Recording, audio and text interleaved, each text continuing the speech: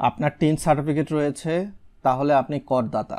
আপনি যদি নিয়মিত রিটার্ন না দেন তাহলে কিন্তু জরিমানা থেকে শুরু করে 5 বছরের সর্বোচ্চ কারাদণ্ডের মধ্যে পড়ে যেতে পারেন।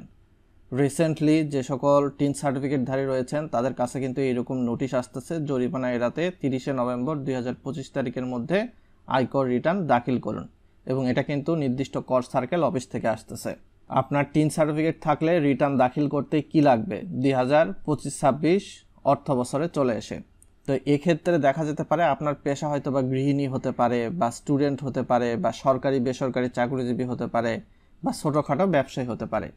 ব্যক্তিগত তথ্যের মধ্যে আপনার টিন সার্টিফিকেটের নাম্বার লাগবে, টিন সার্টিফিকেটের ছবির প্রয়োজন হবে, আপনার এনআইডি কপির প্রয়োজন হবে, এবং আপনার যদি ব্যাংকে অ্যাকাউন্ট থাকে সেক্ষেত্রে আপনার ব্যাংক স্টেটমেন্ট 1 জুলাই 2024 থেকে 30শে জুন 2025-এর মধ্যে যেটা রয়েছে সেটা লাগবে। কেননা জুলাইয়ের 1 তারিখ থেকে পরবর্তী বছরের জুনের 30 তারিখ পর্যন্ত একটা অর্থ বছর ধরা হয়, এটা ক্যালেন্ডার ইয়ারে হিসাব করা হয় না। আর লাস্ট ইয়ারের আপনার ইনকাম ট্যাক্স রিটার্ন দিয়েছেন, এর রিটার্নের যে কপিটা রয়েছে সেই কপিটার প্রয়োজন হবে, কেননা লাস্ট ইয়ারে আপনি কি কি তথ্য দেখিয়েছেন অবশ্যই রিটার্ন প্রদানের সময় সেই বিষয়গুলো উল্লেখ করতে হয়। আর ট্যাক্স চালান অ্যান্ড এআইটি ডকুমেন্টস ব্যক্তিগত তথ্যের মধ্যে আপনি যদি নিজে আয়কর সম্পর্কে বোঝেন তাহলে নিজের রিটার্ন নিজে জমা দিবেন, আর নিজে যদি রিটার্ন সম্পর্কে না বোঝেন তাহলে অবশ্যই অভিজ্ঞ আয়কর আইনজীবী এবং ট্যাক্স এক্সপার্টদের সাহায্য নিতে হবে, আদারওয়াইজ প্রবলেমে পড়বেন। আপনি যদি চাকরিজীবী হয়ে থাকেন তাহলে আপনার স্যালারি সার্টিফিকেট এটা অফিস থেকে দিবে 1 জুলাই 2024 থেকে 30 জুন 2025 পর্যন্ত। আপনার ব্যাংক স্টেটমেন্ট যদি থাকে সেক্ষেত্রে ব্যাংক অ্যাকাউন্টের যে স্টেটমেন্ট 1 জুলাই 2024 থেকে 30শে জুন 2025 পর্যন্ত। প্রোভাইডেড সার্টিফিকেট অর্থাৎ স্যালারি সার্টিফিকেটের আপনার একটা কপির প্রয়োজন হবে। আর উৎসে কর কর্তনের সার্টিফিকেট, আপনার যদি স্যালারি থেকে সরকার আগেই কর কর্তন করে নেয়, আপনার অফিস তো কর কর্তন করে নিয়েছে, সেটা সরকারকে দিয়েছে, এনবিআরকে দিয়েছে সেই কর কর্তনের সার্টিফিকেট। আর আপনার যদি দেখা যায় আপনি ব্যবসায়ী হয়ে থাকেন তাহলে কি লাগবে? ব্যবসায়ী হলে আপনার ট্রেড লাইসেন্স লাগবে অবশ্যই, যেটা রিনিউ করা, প্রত্যেক বছর ট্রেড লাইসেন্স রিনিউ করতে হয়, এবং বার্ষিক ক্রয় বিক্রয় ও আয় বিবরণী। আপনি তো অবশ্যই ব্যবসা করেন, প্রত্যেক দিনের হিসাব করেন, তো এর উপর ভিত্তি করে আপনার আয় বিবরণী যেটা রয়েছে ক্রয় বিক্রয় এ সংক্রান্ত তথ্য। সম্পদ ও দায় বিবরণী, আপনার যদি সম্পদ থাকে, আপনার জমি রয়েছে, আপনার মোটরসাইকেল রয়েছে, আপনার কার রয়েছে, এগুলোও এক ধরনের সম্পদ, আপনার বাড়ি রয়েছে। আর ব্যাংক হিসাবের বিবরণী অর্থাৎ ব্যাংক স্টেটমেন্ট অবশ্যই 1 জুলাই 2024 থেকে 30শে জুন 2025-এর মধ্যে।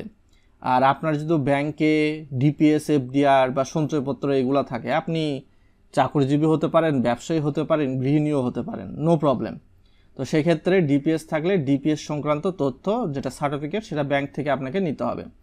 আর ইন্স্যুরেন্স যদি আপনার করা থাকে তাহলে ইন্স্যুরেন্স সার্টিফিকেট, আপনি যদি শেয়ার মার্কেটে ইনভেস্ট করে থাকেন পুঁজিবাজারে সে সংক্রান্ত সার্টিফিকেট লাগবে। আর আপনার যদি সঞ্চয়পত্র ক্রয় করেন সঞ্চয়পত্রের উৎসে কর কর্তনের সার্টিফিকেট এগুলো লাগবে। থাকলে দিবেন, না থাকলে দেওয়ার দরকার নাই। তবে কোনো ডিপিএস বা এফডিআর করেছেন বা শেয়ার মার্কেটে ইনভেস্ট রয়েছে বা সঞ্চয়পত্র রয়েছে আপনার আছে কিন্তু আপনি রিটার্নে হাইড করে যাচ্ছেন, সেক্ষেত্রে ভবিষ্যতে প্রবলেমে পড়বেন।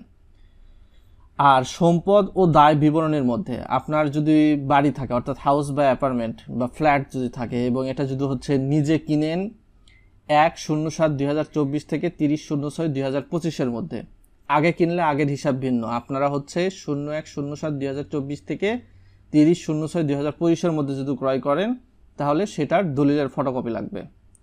তারপর ল্যান্ড, কার, ফার্নিচার, ইলেকট্রনিক ইটসেট্রা যদি নিজের নামে হয় 01/07/2024 থেকে 30/06/2025-এর মধ্যে যদি কিনে থাকেন, তো এগুলা কেনার একটা তো রসিদ থাকে তাই না, সেই রসিদের ফটোকপি লাগবে। আপনি যদি 01/07/2024-এর পূর্বে ক্রয় করেন সেটার হিসাব ভিন্ন, সেটা দিতে হবে না। আর ব্যাংক লোন যদি আপনার নিজের নামে থাকে সেই সংক্রান্ত তথ্য দিতে হবে। আর আদার লোন যদি নিজ নামে থাকে সেটা দিতে হবে। আর আপনারা যদি রিটার্ন নিজে নিজে দিতে না পারেন অবশ্যই একটা নির্দিষ্ট পরিমাণ ফি দিয়ে অভিজ্ঞ আয়কর আইনজীবী বা ট্যাক্স এক্সপার্টদের সাহায্য নিতে হবে, কেননা রিটার্ন দেওয়ার ক্ষেত্রে অবশ্যই আপনাকে কিন্তু বেশ কিছু বিষয় জানতে হয়, বুঝতে হয়, কেননা আয়কর আইন ডে টু ডে প্রত্যেক বছর কিন্তু আপডেট হয়। আপনি যদি আয়কর আইন বুঝে শুনে পড়ে নিজের রিটার্ন নিজে দিতে পারেন, enough and fine, no problem. কিন্তু যখনই আপনি অন্য কারো কাছে যাবেন নিজের রিটার্ন দিয়ে নিতে, আপনার ফাইলের উপর ভিত্তি করে অবশ্যই একজন ট্যাক্স এক্সপার্ট বা ট্যাক্স লয়ার একটা নির্দিষ্ট পরিমাণ চার্জ নিয়েই থাকবে, এটাই স্বাভাবিক।